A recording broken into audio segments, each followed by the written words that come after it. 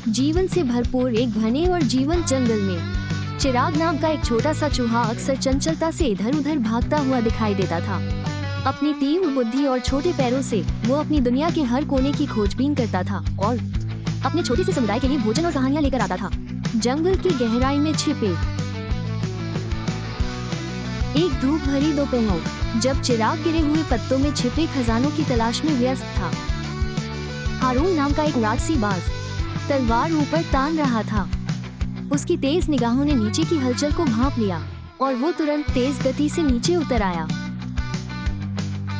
कुछ ही सेकंड में चिराग ने खुद को हारून के चंगुल में पाया और पेड़ों की चोटियों से दूर ले जाया गया।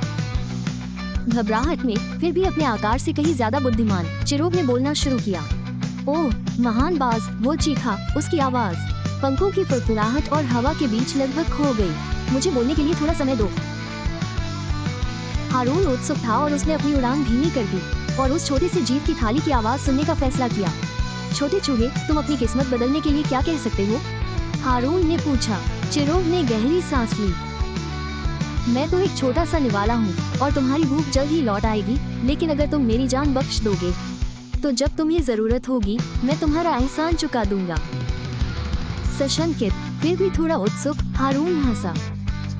और ये छोटा सा चूहा कभी शक्तिशाली बाज की मदद कैसे कर सकता है? फिर भी चिराग के गंभीर स्वर ने हारून के दिल में कुछ झांका। शायद मनोरंजन, शायद विश्वास का बीज।